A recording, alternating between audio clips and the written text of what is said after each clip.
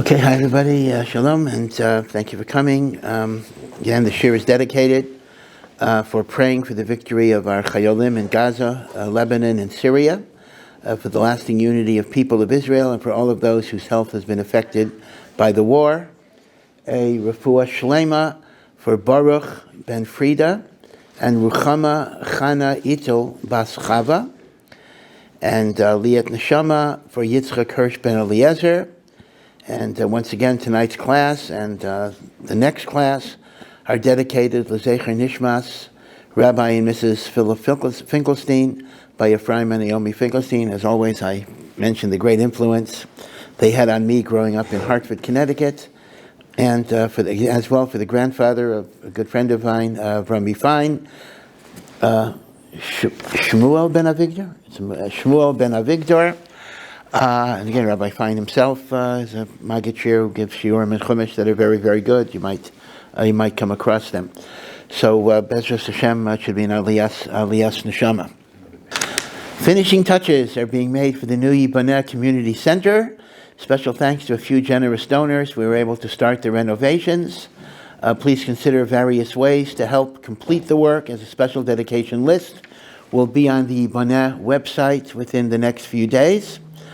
General contributions can be made directly for this project using the link below in the YouTube description box and on the website. Again, very, very exciting. I'm looking forward to having hot tea during the shir, Bezras Hashem. So it should be much hatzlacha for the project.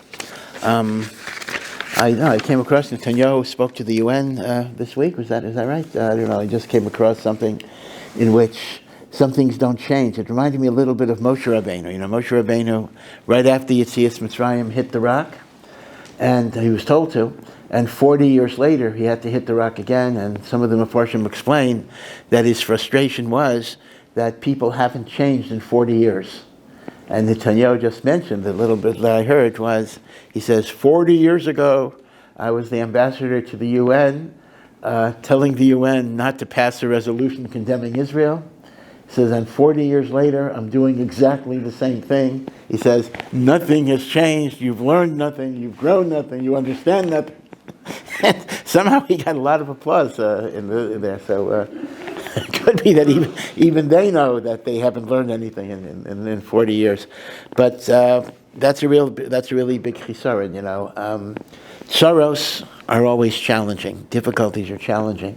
But they become truly, truly tragic if we don't grow from them, if we don't learn from them, if we don't improve because of them. That compounds a tragedy on top of a tragedy. A person has to look at every experience in life, both individually and communally, as kind of a message from HaKadosh Baruch Hu that we need to grow from it, we need to learn from it, we need to change for the better from it. And we shouldn't be chas v'shalom like the United Nations, which is the same now as it was 40 years ago, no change whatsoever, and the like. By the way, I have to share with you a total digression. So, if Moshe Rabbeinu is justifiably upset because they're the same as they were, so what is Hashem angry at Moshe Rabbeinu? So I once heard a thought from Rabbi Franz. He says, there was a tiny little bit of difference. 40 years before, they accused Moshe Rabbeinu of wanting to kill them. Lahamitz 40 years later, they just say, Lamus, you took us into the desert so we would die. They didn't accuse him of trying to kill them, you just took it in. He says, that's progress. You have to look at every small movement as a sign of progress, and don't give up. If 40 years ago I accused you of being a murderer, now I just say you're going to let me die. Well, I'm a little different than I was. That should be appreciated. That's also a message for parents, a message for teachers, and the like. Okay. So next week, Mr. Hashem is Erev Chanukah. So I'm actually going to probably give the next 3 classes about Hanukkah, although it'll be integrated with the Parsha as well, because Hanukkah, there's a lot to talk about. It's very, very interesting that there is a machlokes within the Reform movement every year about should we make Hanukkah an important holiday or should we make it an unimportant holiday? And the reason this is called the December dilemma, because obviously Hanukkah occurs around the same time as a well-known Christian holiday. So yesh omrim v'yesh omrim. Yesh omrim, hey, listen, we're competing with the Christmas holiday. If we want our kids to be Jewish on some level, we have to build up Hanukkah to make it as significant as the non-Jewish holiday. And therefore, we have to build it up in every way because that's the only way we're going to compete.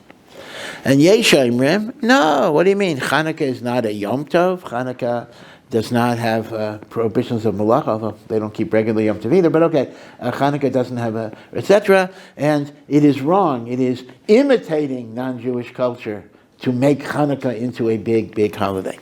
So you'll see different writings, primarily among those who are not halachically observant, that some want to make Hanukkah a big deal, some want to make Hanukkah a little deal, because they say we have to teach our kids values to understand, what is major, what is minor, etc. So my own position is, not really my position, I think the position of our Masorah is that Hanukkah is an enormously important time. Yeah, it's true. Halachically, it's not a Yom Tov. Halachically, it does not have prohibitions of doing work except perhaps during the duration of the lighting of the candles itself. Nobody is saying it's a Yom Tov, right? We don't have a Musaf on Hanukkah. We don't have a Kiddush on Hanukkah. Okay, we know that. But the messages of Hanukkah are so significant, and they're so beautiful, and they're so powerful. The image of the light piercing the darkness is exemplary of so many different ideas that it gives a person hope in moments of darkness and hopelessness. And of course, the Torah is compared to light, and the Shekhinah is compared to light. And all of those things come to play. The Golos is compared to darkness. So we'll go over some of the different ideas of Hanukkah. And in fact, I do want to start with a thought from last week's Parsha that I didn't complete. I did not say. And it's going to be connected to Hanukkah. Last week, if you remember, sometimes it's to my benefit if you don't remember, because then I could repeat. But if you remember, we did talk about Yaakov's struggle with the angel of Esav. So I want to add a point that I did not mention at all, but it's indirectly very relevant to Hanukkah. Yaakov is fighting with this angel all night, the angel of Esav, although it's not identified in the Chumash. And in the morning, the angel has to go, and according to the rabbinic teaching, the angel has to go because it's his turn to praise Hashem, and this may be his only chance. And he says to Yaakov, let me go. And Yaakov said, I will not let you go until you bless me. And the angel says, your name shall no longer be Yaakov, the heel. Your name shall be Yisrael. You have triumphed with God, etc. And the angel gave him a blessing. By the way, I once heard from an old Litvish Rav, Zichrono Livracha, it's just a funny observation. He pointed out that the angel is in no rush to go. The angel spends the whole night fighting with Yaakov. It's only when Yaakov asks him for a blessing, all of a sudden the angel says, gotta go. Which means that's the derech of Sonei Yisrael. When it comes to sorrows, affliction, they got all the time in the world. When it comes to ask for a bracha, I'm in a rush. Okay, but that's a drash. I'll peep shot. The morning was the time for the praise in Shemayim. Okay, so then, this is the part I did not discuss. So then, Yaakov asked the angel, tell me your name. And the angel says, Lama zeh tishal lishmi. Why are you asking my name? Vayevarech oto sham. And the angel blessed him. The simple pshat is that is offered by Rashi, from the Medrash, in which an angel's name is reflective of his mission at a given time. And angels say, I don't have a definite name, because it depends on what my job is. Now, there are certain angels, you might call them the highest rank, that have fixed names, Michael, Gabriel, Raphael, they kind of have their names. But other angels, today they're this, and tomorrow they're this, and the day after they're this, because their name changes with their job description that particular day. So the simple pshat is, when the angel says, Lama zeh tishal l'shmi, why are you asking my name? He's saying, my name changes. But Rav Shradran brings from his Rebbe, Reb Leib Chasman, who was the Mashgiach of Hebron, a great Adam Gadol in Musar, that why do you ask my name is the angel's name. The angel is answering the question. Yaakov says, what is your name? The angel says, my name is, why do you ask my name? The old-timers here may recall Abbott and Costello. Who's on first? I see even the young people know that. And this is exactly the scenario. Your name is who? Why do you ask my name? So what type of name is, why do you ask my name? What type of name is that? So Rav Chasman gave a mashal, very powerful mashal. He said, imagine you have a peasant, a Polish peasant, illiterate, not that intelligent necessarily, and he comes to the big city for the first time. He comes to a fair to participate, to buy stuff. And he buys this and he buys that. And then he's told, if he buys a ticket and goes into a dark room, he will be able to see people and animals coming out of the wall. In other words, essentially it's a movie. It says, you buy this ticket, and you're going to go into an empty room, and out of magic, people and animals are going to come out of the wall. So this piqued the curiosity of the farmer, of the peasant. He buys a ticket. He walks into a room that's totally dark. He sits down, and all of a sudden, people and animals come out of the wall. The picture starts. It looks real to him. He thinks it's real. He actually thinks people and animals are coming out of the wall. Now, he doesn't understand how that was possible, because when he entered the room, he saw the walls were solid. There were no doors on the side. There were no windows on the side. How did they get in? So he pulled out his big, powerful flashlight that he had just bought, and he shone a light on the wall to see if there's some secret entrance that he missed. But of course, when you shine a bright light on a movie screen, you're not going to see that. It's going to obscure the picture. So people were screaming at him. They were yelling at him. They were saying, shut off the lights. We can only see in the dark. So Shadran said, this is a beautiful, Rav Chasman said, this is a beautiful mashal for Olam Hazeh. Olam Hazeh is called the world of darkness. And in the world of darkness, all sorts of things look real, which are actually illusions. Whether it's wealth, whether it's power, whether it's control. When you're sitting in the dark, it's so real, it's so significant, it's so meaningful. And you really think it's there. But you turn on the lights, and then it goes away. You realize it's nothing at all. Turning on the light of Torah, the light of understanding, the light of thinking about life. So here's the thing. When you sit in the dark, there are two things that happen. Things that you think are real. There's things that are not real, you think they're real. You're sitting in the dark. And the other thing is, things that are real, you're not going to see. You could be sitting next to a whole bag of diamonds. If you're in the dark, you may not even notice it. When you turn on the light, these two effects are reversed. The things that are not real disappear, and the things that are real, you get to see. Turning on the lights. In many, many ways, the tachlis of a Jew is to turn on the lights. Turn on the lights. Identify what is important in life, what is meaningful, what is true, what is enduring, what is transient, what is unimportant, what is insignificant. We face this challenge all the time. Bein adam lechavero, interpersonally, we might have grudges and anger and be upset over all sorts of things. But at the end of our lives, we might wonder about all of that energy that was diverted to things that in the long run just didn't matter. They just didn't make a difference.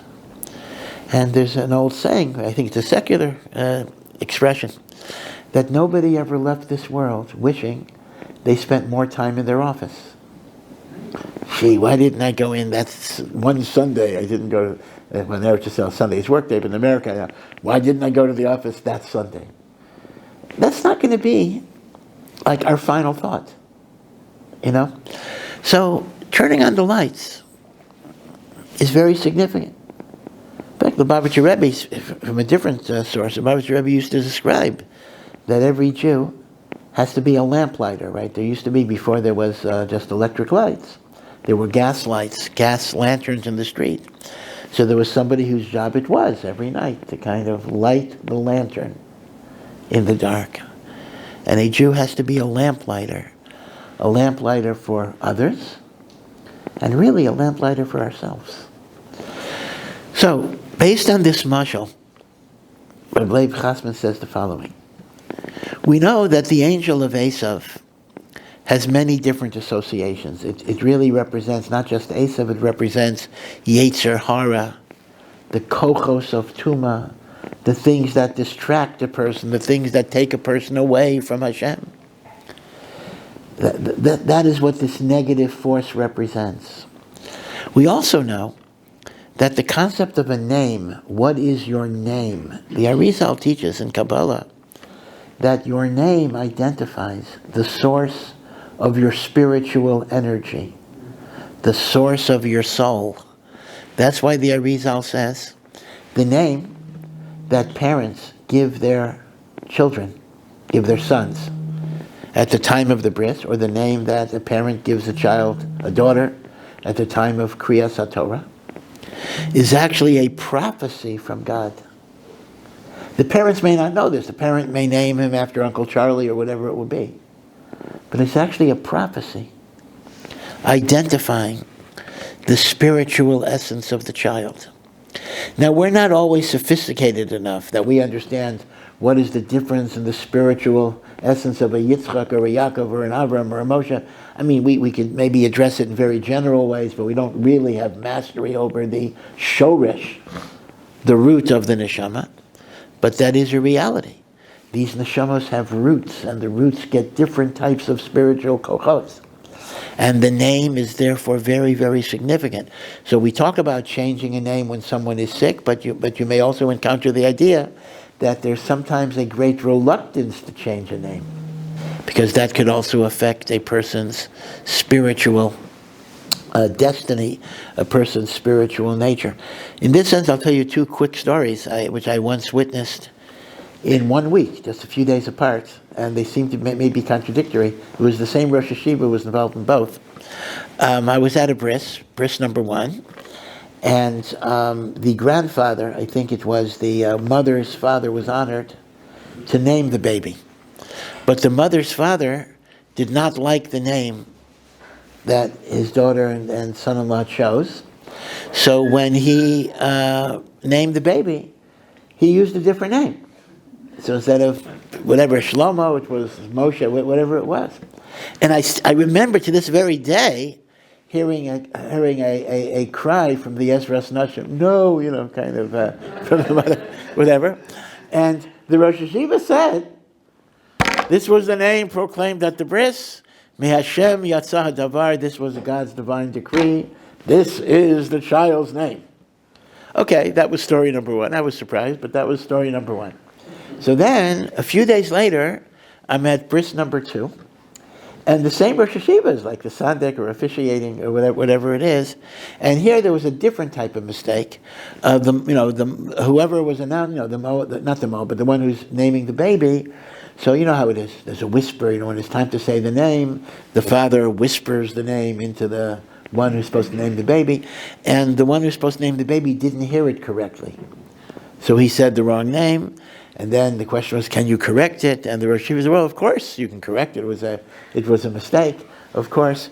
So I was thinking to myself, is there a little contradiction?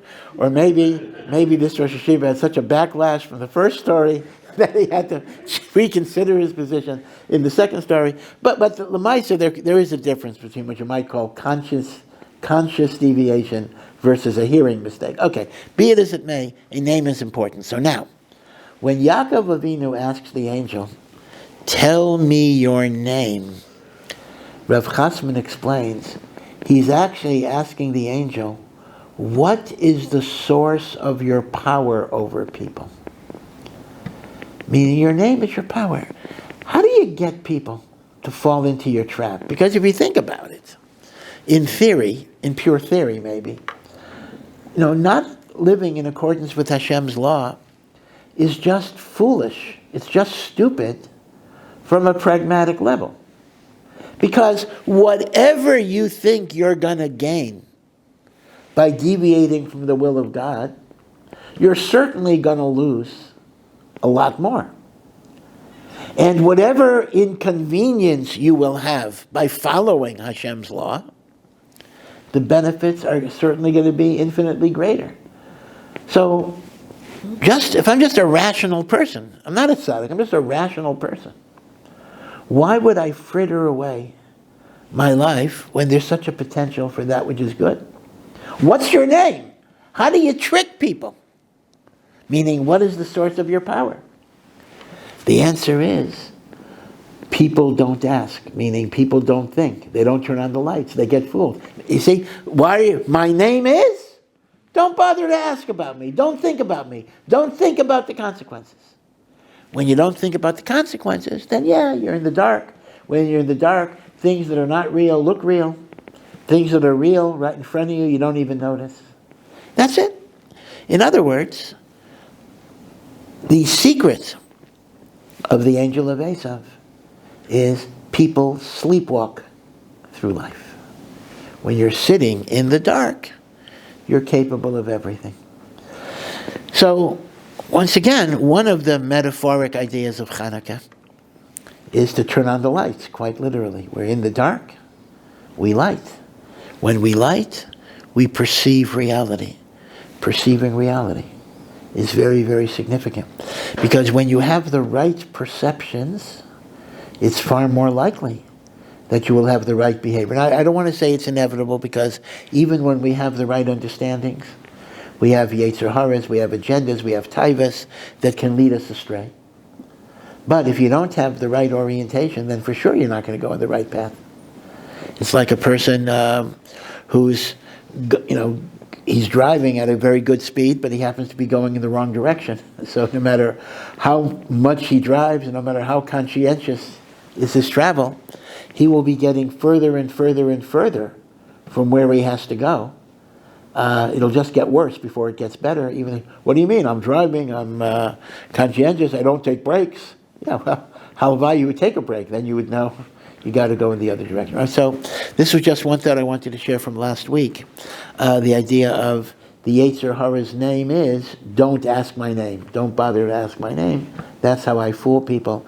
That's how I trick people. Okay. So now I want to start off a little bit with the history of Hanukkah. The history of Hanukkah itself is very, very interesting. And just to answer a very simple question, why is there a holiday called Hanukkah? What exactly is it celebrating? What does it represent? Again, the answers might be a little bit surprising. In order to understand Hanukkah, we have to go back a little bit to the biblical period. Remember that the Babylonians, which was an empire that was situated in Iraq, the Babylonians destroyed the first Beis HaMikdash, and the Jewish people were exiled from Eretz Yisrael for a period of around 70 years. Now, what happened was, shortly after the Churban of the Beis HaMikdash, the Persian Empire conquered the Babylonian Empire.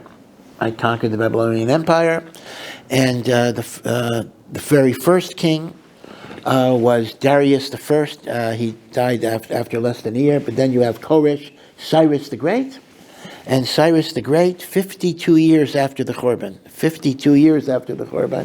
issued an announcement giving permission to all Jews who wanted to come back to Eretz Yisrael and to rebuild the Beis HaMikdash. Again, pay attention to the years.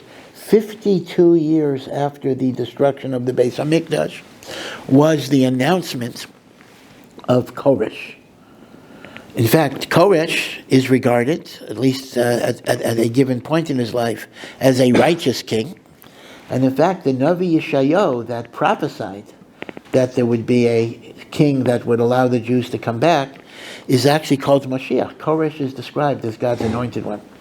It's very interesting that when Harry Truman recognized the state of Israel in 1948, and this was over the objections of the State Department that were anti-Semitic then as they are now, Harry Truman did recognize the U.S. was I believe, the second country that recognized Israel. The first was Russia, Stalinist Russia, for whatever calculation they must have had. It was not love of Jews, that's for sure, but whatever it would be. Truman did so because Truman had a business partner. They went bankrupt together, Eddie Jacobson. And Eddie Jacobson would really harass Truman day and night, etc. And Truman, gave in, but whatever it is.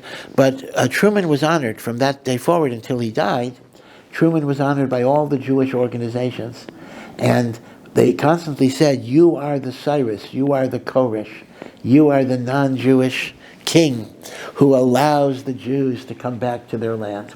So he became very enamored with that title. He was a student of the Bible too. So whenever at a banquet honoring him, they didn't mention that he was Cyrus, he would always pull the coat they would say, you're this and that, you're great, you're a leader, and wonderful, wonderful, wonderful.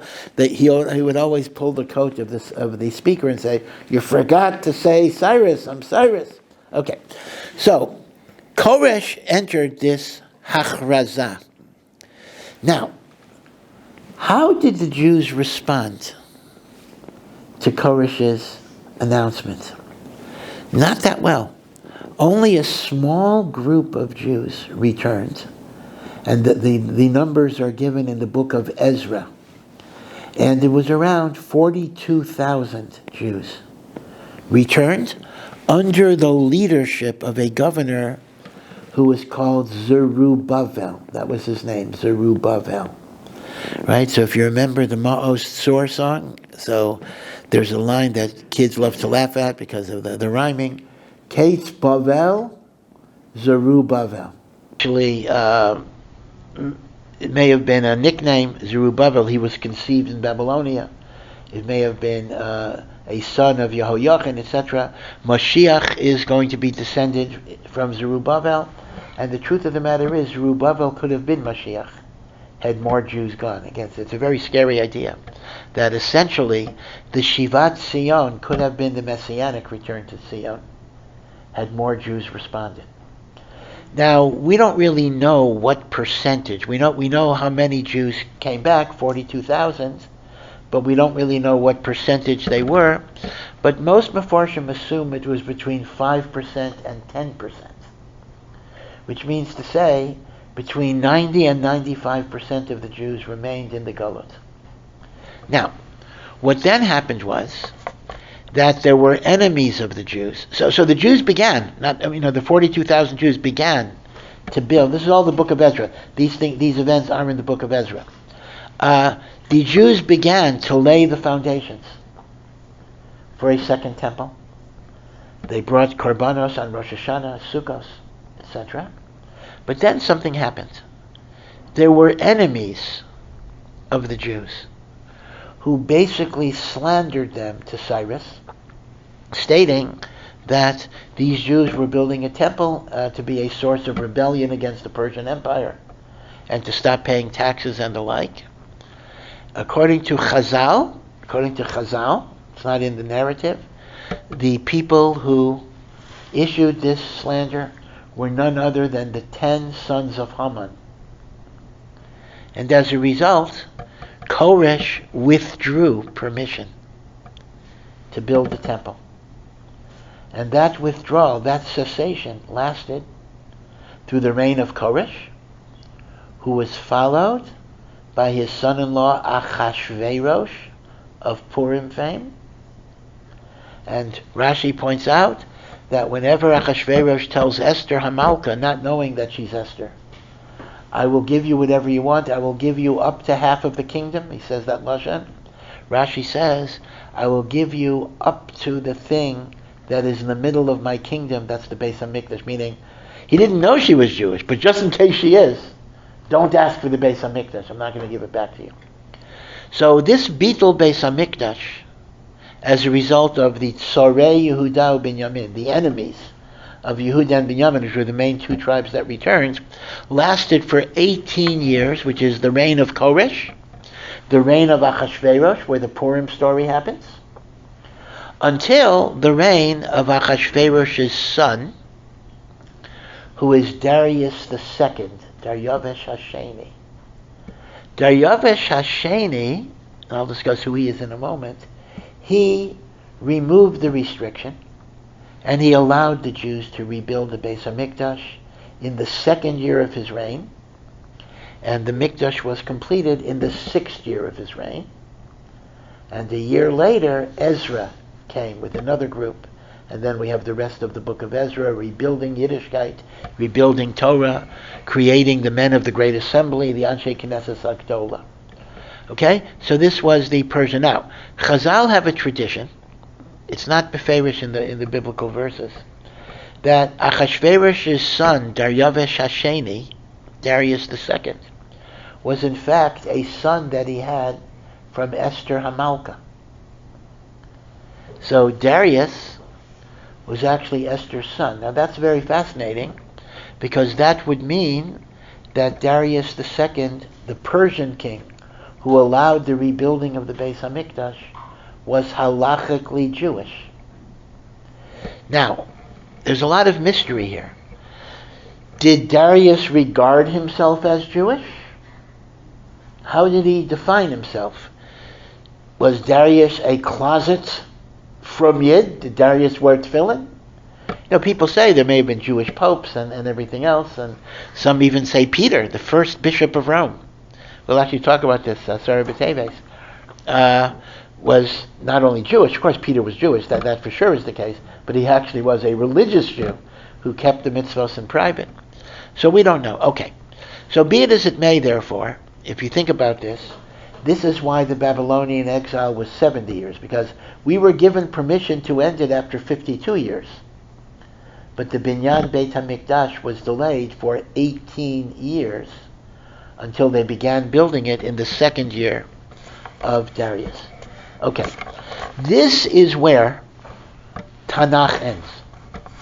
The biblical period of our history essentially ends with the rededication, or the dedication of the second Beis HaMikdash after the 18 years under the reign of Darius II, and then we have the coming of Ezra and Nehemiah, which goes a few years after that. In fact, I believe the latest date in Tanakh, Darius II ruled many years. So he authorized the rebuilding of the temple in year 2, and it was completed in year 6. I believe the latest date in Nach is the 30th year of Darius's reign. That's as far as you go. And that's the end of the biblical period, right? So biblical history ends with Eretz Yisrael being under the rule of the Persians, with the second Beis HaMikdash being dedicated. Now, shortly after the end of Nach, Darius has ruled for more than 30 years. There was a cataclysmic event of world history, and that is Alexander of Macedonia, who had conquered much of the known world, had a huge war with the Persian Empire. And the Persian Empire was toppled. Essentially, Alexander succeeded in conquering the Persian Empire.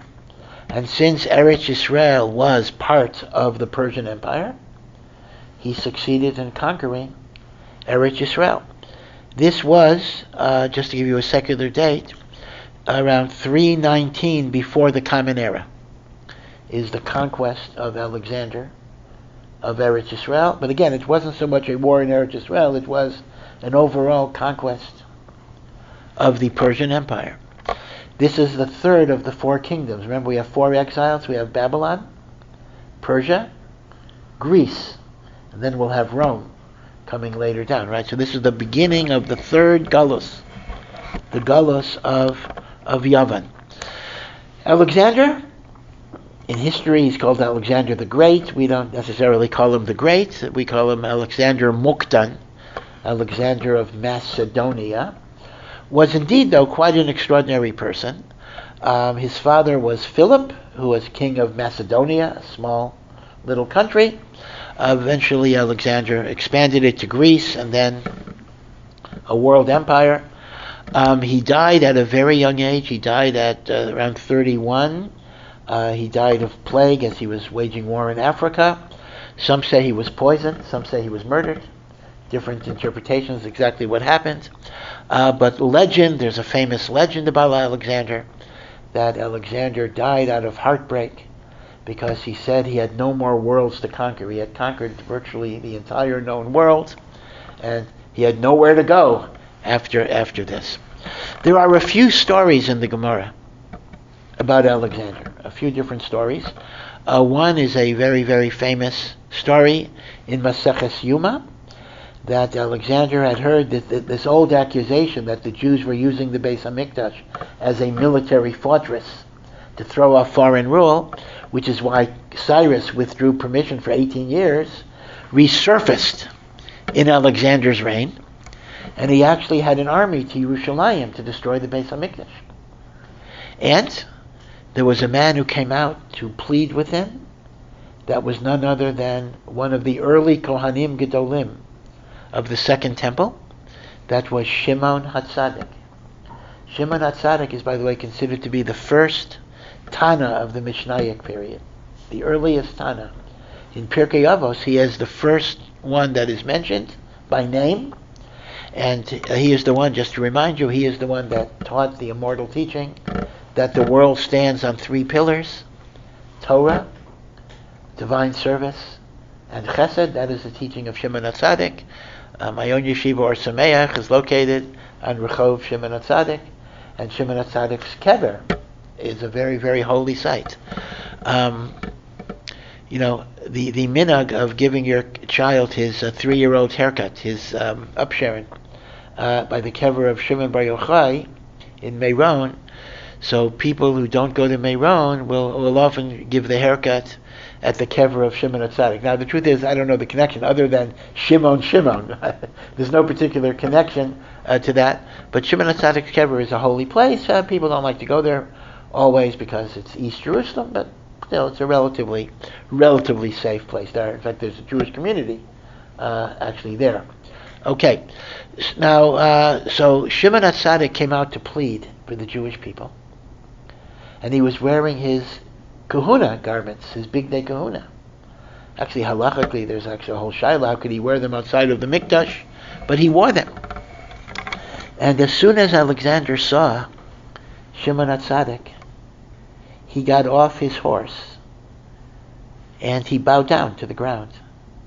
And he said, "This is the man that I see in my dreams before every war, that tells me if I will be successful. He gives me messages from Hashem." And he recognized what a holy person it was.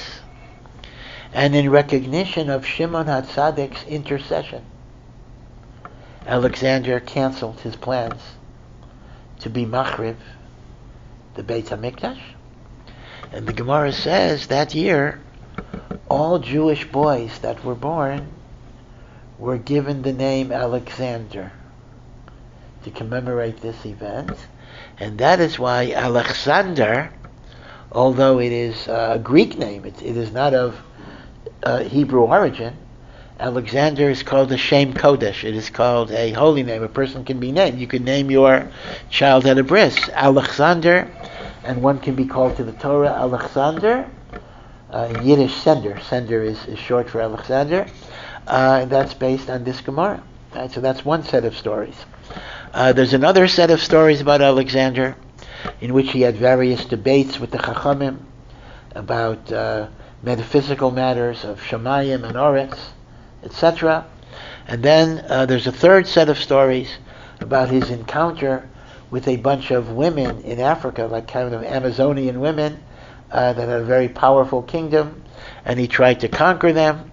And at some point, he said to them, ordered them, "Bring me bread."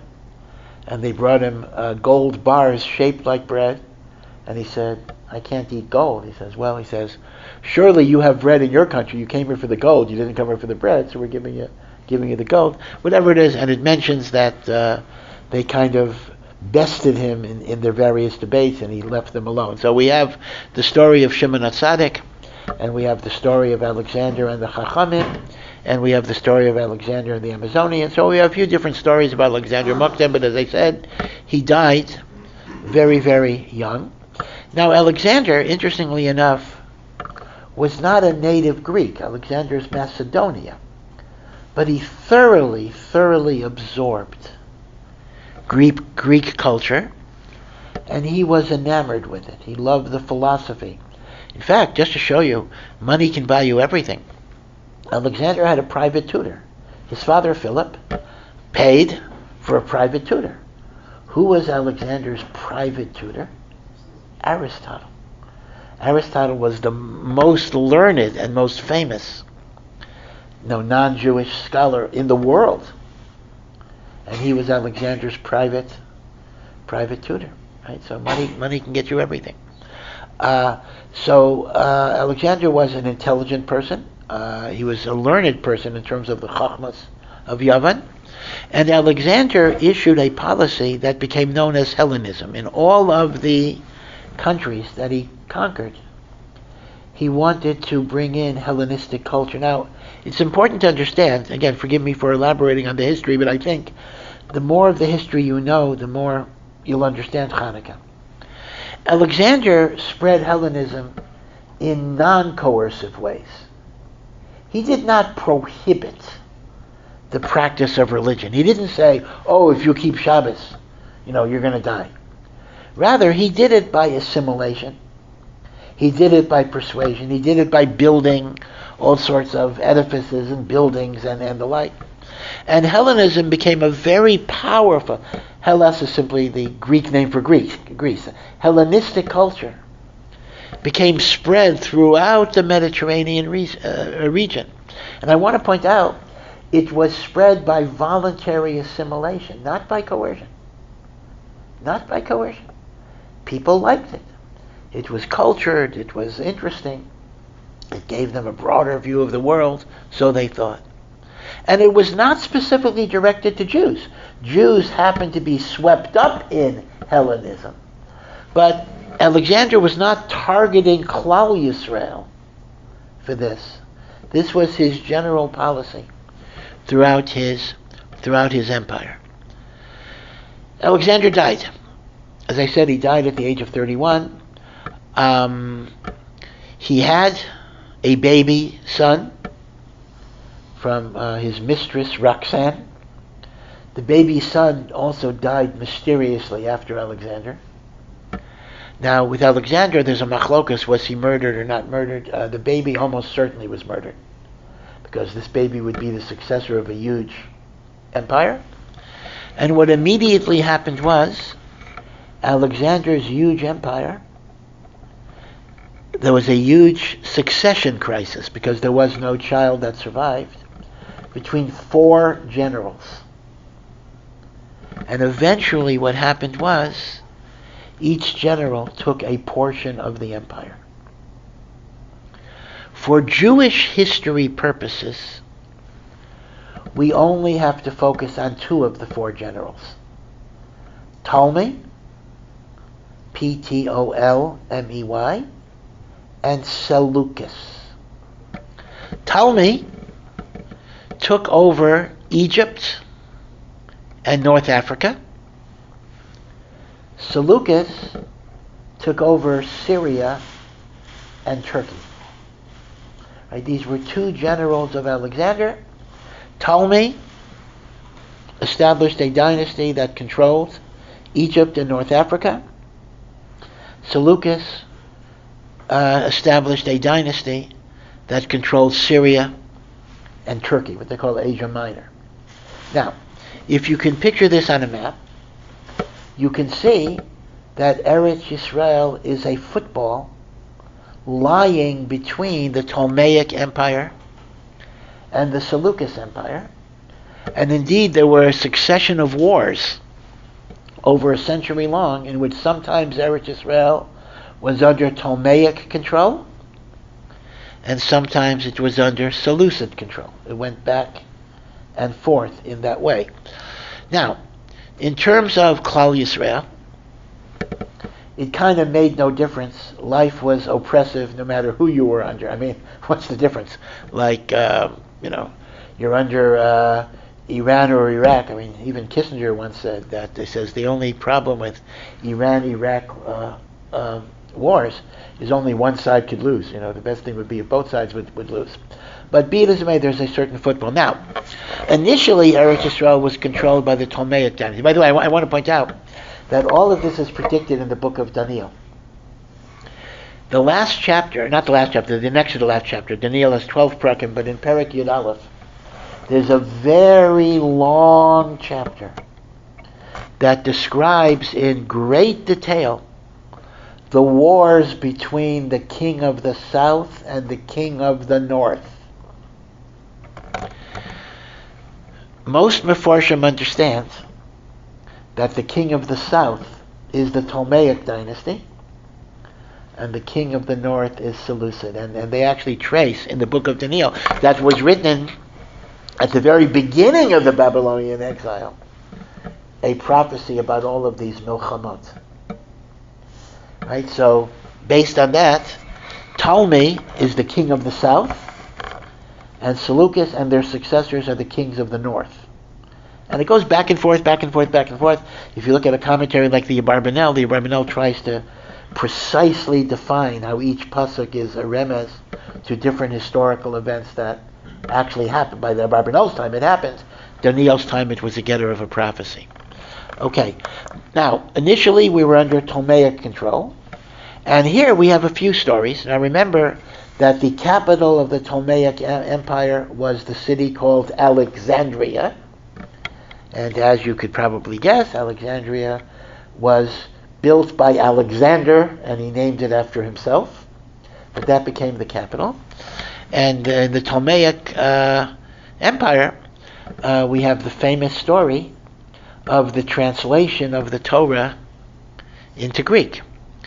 One of the great institutions in Alexandria was a library, and this ancient library wanted to have a copy of every book in the world. Now, Baruch Hashem, there weren't as many books then as now, but they wanted everything.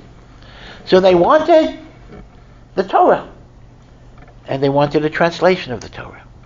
So this is the famous story of the Septuagint, which in Hebrew is called Targum Hashivim, in which 70... this is pre-Hanukkah, right? We haven't gotten to Hanukkah yet. This is after Alexander died. So 70 elders are put into 70 different rooms, and they are told to translate the Torah into Greek. And lo and behold, they came up with an identical translation, including deviations. Even when they deviated, for reasons I'll mention in a minute, they were the same deviations. This was a miracle. This was divine providence.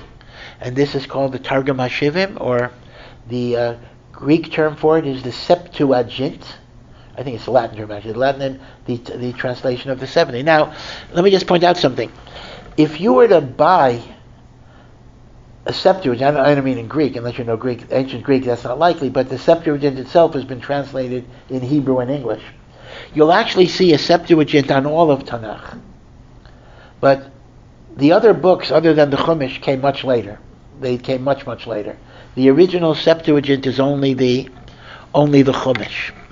Of course, I once heard, again, a witticism from a Litvish Rav. He says, people say the miracle was that although they were in different rooms, they came up with the same translation. He says the bigger miracle would have been if they would have been in the same room and they would have come up with the same translation. Because at that point, there's always machlokas. He says, okay, so Hashem didn't want to make it too big of a miracle. So he put them in different rooms. Now, let me point out that one of the great leaders during the Ptolemaic era, and this is after the Septuagint, was a man called Philo of Alexandria. Now, Philo is a very interesting person. Philo appears to have been an observant Jew, but he was a Hellenist. He absolutely absorbed Greek culture. He wrote biblical commentaries. Even in his Perushim, he uses Greek allegory and the like. And he seems not to be familiar with the Torah Shebaal Peh. Remember, Philo was living during the time of Hillel and Shammai. So Philo was as frum as you got. Alexandria was an extremely assimilated, Hellenist, wealthy and politically well-connected Jewish community. But it was very assimilated, very not religious, and not connected to the Torah Shebaal Peh of Eretz Yisrael. Philo was the frummest of the group. But once again, his religiosity is a bit unknown to us, and in fact, some have even said he didn't know Hebrew. His only access to the Torah was through the Septuagint.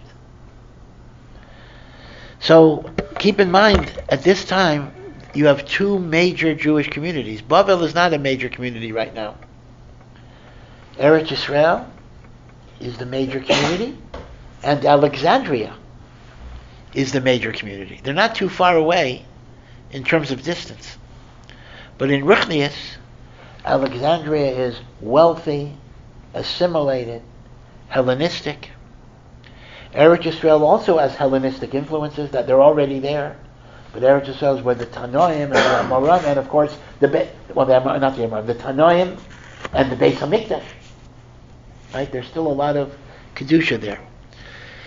Now, if you understand this history, there are certain passages of the Mishnah that make sense in a way that you wouldn't understand it unless you had a little bit of the historical background. The Mishnah in Megillah discusses, are you allowed to have a Sefer Torah written in other languages? Now, can I read from a Torah scroll in Shul that's written in another language? So when you first read that, it's kind of bizarre. I mean, you can go to any synagogue in the world, even a very non-affiliated synagogue. Nobody's going to think of a Torah scroll in another language.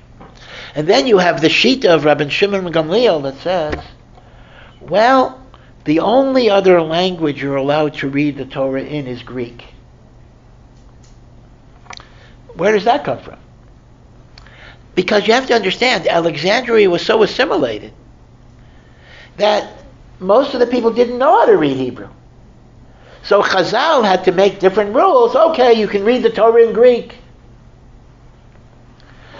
Another thing, do you know the famous description in Maseches Sukkah of the synagogue in Alexandria, the great synagogue of Alexandria, in which it talks about thousands of people would come in, and it was segregated by professions. All the goldsmiths were here, and all the silversmiths were here, and all the tailors were here. And it was so huge. Oh yeah, and the leaders were sitting on thrones of gold and silver. Thrones! Katadras. And it mentions it was so big that nobody could hear the chazan when he would finish a bracha, so they used to have a flag that when you answer Amen. Now some people say that's because of talking. In some modern, some shuls today are like that. You need a flag. But the Gemara clearly is talking about size. Now, one way of understanding a Gemara like this may be a little slightly daring, not too much so, is this is actually sarcastic parody. The Chachamim in Eretz Yisrael, who live in poverty, but they're committed to Torah and mitzvahs. and they look at this secular, assimilated, ignorant society that's not connected to Torah, but is full of money. Chazal, by this grandiose description, might actually be making fun of the, they're so rich and so affluent that you can't even hear Amen in their synagogues. I did not see a source of this, but it is not beyond possibility that Chazal are kind of criticizing this, because you understand why you have to do that. I mean, this is a challenge that people face even today. I want to go to America because I want to be rich. Why should I live here in poverty and whatever? I can go and be a millionaire, be Elon Musk or whatever it is. So sometimes you got to kind of show the emptiness of that type of life as a way of a person realizing where they should be. So I think it's possible that Chazal occasionally used sarcasm to point out the excesses of Gashmiyat, the excesses of materialism that existed there.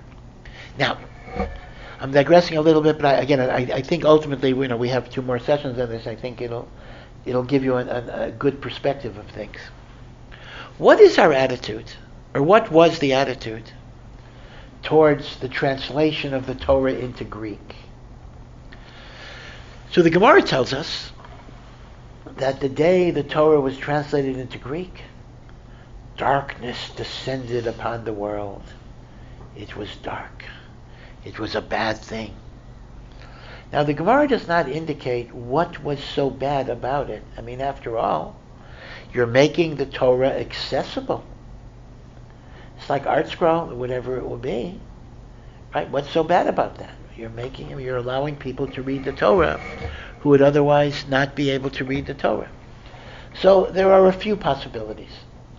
Possibility number 1 is that, yes, you've made the Torah accessible to Jews, but you've also made it more accessible to non-Jews, who could then distort it and misapply it.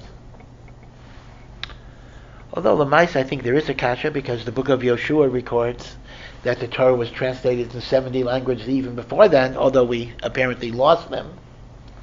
So one possibility is you're making it accessible to non-Jews. A second possibility is the distortions that they introduced were tragic, and I'll discuss that. In other words, they changed certain things. A third possibility is that although it's a good thing that the Torah is made available in an easier reader-user format, maybe it's a tragedy that we need the crutch. Meaning, once again, let's imagine somebody's legs are smashed and they get a set of crutches. So there's going to be a mixture of happiness and sadness. Baruch Hashem, I have the crutch, but it's so sad that I need the crutch. So that's actually relevant to today. Baruch Hashem, everything is translated. That is great. But it's a chaval that everybody needs a translation. So Chazal did not look at the Septuagint in such a positive way, for the 3 reasons that I mentioned. And yet Philo records Jewish holidays, and he says, in Alexandria, we have a special holiday to commemorate the day that the Septuagint was finished. So in Alexandria it was a Yom Tov. Chazal looked at it like a tragedy. See a different perspective there, you see? An assimilated community will welcome it. I remember when Art Scroll came out, the very first Art Scroll, and really, the head of Art Scroll, Rav Zlatowitz, Zichrono Livracha, he was a graphic artist. He's not alive anymore. He's a graphic artist. He was doing invitations and kesuvos. This is really quite amazing how Hashem directs your path. A very good friend of his died suddenly, so he decided he would write a Megillas Esther with an anthologized commentary, L'Zecher Nishmato, by the Shloshim. His kavanah was, I'm going to put out a one-time Megillas Esther to commemorate the Petira of a friend. And then I'm going to go back to invitations and kesuvos. The Megillah Esther proved to be popular. So okay, I'll do the other Megillas. Basically, what happened, and then you have Art Scroll. I mean, Shas, and everything. So it's quite amazing. The whole Klal Yisrael was changed. Certainly, Rav Zlatarwitz's life was totally changed, but the impact on hundreds of thousands of people, amazing. But I remember when the Art Scroll came out, so people were writing articles, this is wonderful, but somebody wrote a counter article, remember the darkness on the day of the Septuagint, right? Remember that Chazal saw this not as the most positive thing, right? So there's always that aspect. By the way, as you probably know, although this, according to the Gemara and Megillah, the Targum HaShivim, the Septuagint, was authored by Chachamim. It calls them Chachamim. These were Chachamim. These were our people. And yet, the Septuagint is not used in Jewish learning. The Septuagint had a huge influence on Christian understanding because many of the early Christians, of course, could read Hebrew, but as fewer and fewer could as time went by, they learnt the Old Testament through the Greek translation. So the Septuagint, which is a product of Chachmei Yisrael, became much more influential in Christianity than it became in Judaism. And, in point of fact, Philo's writings, Philo is Jewish as well, became much more influential in Christianity than Judaism. Philo is not part of our Masorah. In fact, it's interesting, one of the leading world's experts, listen to this, in Philo, was a woman who's not alive anymore, Naomi Cohen. She was a professor at the University of Haifa, I think. And her husband, who's also not alive, was Rav Shar Yoshev Cohen, who was the Rav Harashi of Haifa. So she both a very Orthodox couple. So it's interesting when she in her book on Philo, listen to this. So she writes in the introduction, it's customary to always thank your spouse for helping you in this work. He says, although I'm very, very grateful to my husband for everything that he does, I must emphasize he had nothing to do with this work whatsoever. Now she had to say that because in the Haredi circles, Philo is like apicorsis, right? So she has to say, I need to state my husband had nothing to do with this work because it would have been bad for his reputation to be connected to Philo. Dr. Samuel Belkin, Rabbi Dr. Samuel Belkin, who was president of YU, a Talmud of the Chavetz Chaim in Radin, and one who got smicha from the Chavetz Chaim in Radin, was an expert in Philo, and he wrote a very interesting book in which he compares Philo's biblical interpretations with the Midrashim of Chazal, and he draws comparisons and differences. And it's a hard to get book, but it's a very, very interesting study.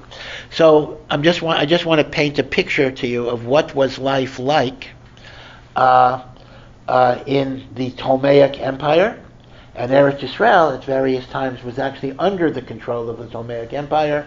It did have Hellenistic influences, but much, much less than Alexandria itself. Alexandria was America, so to speak.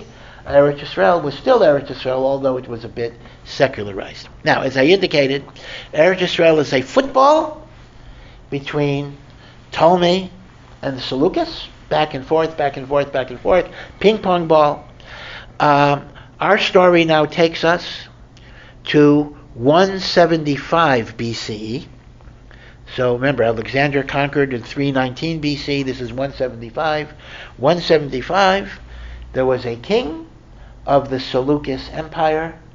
He was Antiochus IV, and he conquered Eretz Yisrael from Ptolemaic, and this will be the beginning of the Hanukkah story. Okay, so everything I said tonight is pre-history of Hanukkah, and now this history of Hanukkah begins 175 BCE, when Eretz Yisrael becomes under the rule. So now I hope you understand this, right? Because you may have had a question. Why do we describe Antiochus as Greek? Antiochus is not Greek. Antiochus is from Syria.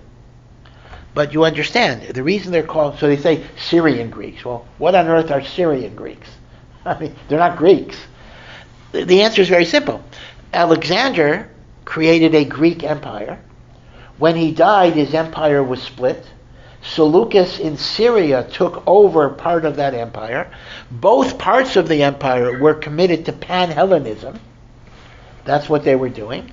And therefore, the culture that Antiochus is promulgating, as Ptolemy did, and or the successor kings, is Hellenism. Right? So whether it's Greek or Syria or Egypt, it makes no difference. It is the culture of Greece. Now, again, I'm going to stop here. We're going to continue this, but I just want to point out that Antiochus took Hellenism and combined it with persecution and coercion. This was his Chiddush in the world. Alexander had already started a Hellenistic process, and indeed he was quite successful. In many, many ways, Antiochus didn't have to do what he did to accomplish his aim, but he wanted to speed the process. He thought assimilation is not fast enough. There are too many fanatics, too many Haredim, too many religious people who are still sticking around. So Antiochus wanted to accelerate the process by creating what you might call compulsory Hellenism. And these are the different gezeros against Shabbos, against circumcision, against Rosh Chodesh. We'll talk about what they were. But you understand that essentially he is trying to advance the agenda of Alexander the Great by persecution and coercion. And in fact, it's been pointed out that he is literally, quite literally, the first king of the ancient world who had anti-religious laws. I mean, even if you go back to the bad guys, go back to Paro in Egypt, Nebuchadnezzar, who destroyed the Beis HaMikdash. They did not pass laws against Jews practicing religion. I mean, they destroyed the Beis HaMikdash. This was their conquest and the like. But if you wanted to wear tefillin or learn Torah, he didn't care one way or the other. The very first king who targeted, Haman didn't target religion. The very first king who targeted religious observance in the ancient world was Antiochus. He was actually unique in that way. Later, there were people who imitated him, but this was his chiddush, and this will get us into the Maccabee revolt and the Chashmonaim and the like. Okay, so maybe we'll stop here.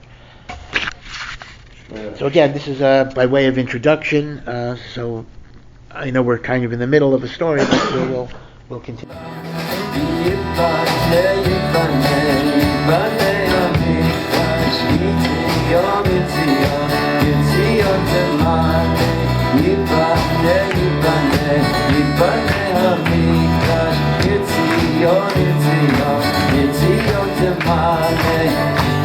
Yes,